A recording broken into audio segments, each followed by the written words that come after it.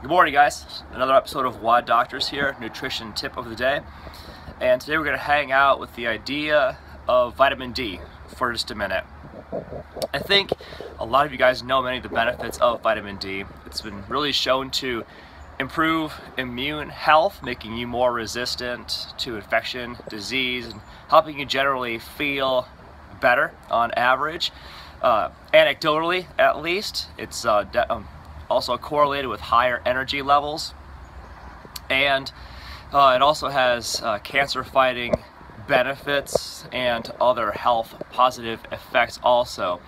So it's one of those things that's important to how you feel, important to how you function, and important to your resistance to conditions, diseases, and other negative stuff.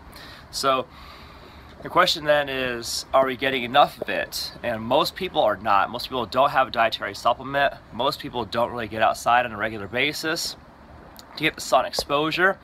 And so here are some quick guidelines, some things that you guys can do to help improve your vitamin D levels. Recommended amounts of it per day are 600 IU for all grown men and grown women. It's a little less for younger populations, but this can be this amount can be easily met in the following ways.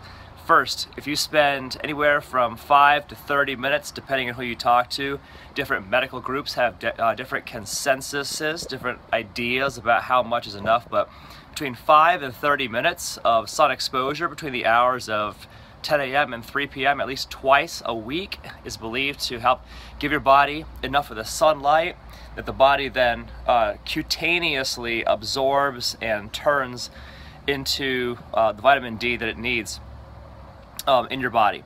So sun exposure is an ideal way of getting some vitamin D, and it's nature's own provision for you. However, if work or other responsibilities prevent you from being able to get outside, or if the day is kind of overcast and a little messy outside like it is today, you may not be able to get outside as easily. So if that's your situation, vitamin D can be obtained through the diet. There are very, very few foods that contain vitamin D naturally.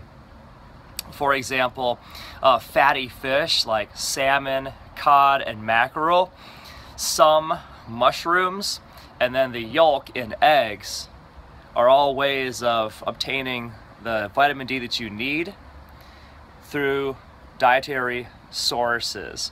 Cool thing too is that the vitamin D that you consume helps the body to absorb calcium. And I know for a lot of women in particular, the amount of calcium that they consume and that their body retains is it's a key consideration, because it plays into things like osteoporosis, and it's a way of keeping vitamin D based conditions like osteomalacia and rickets at bay.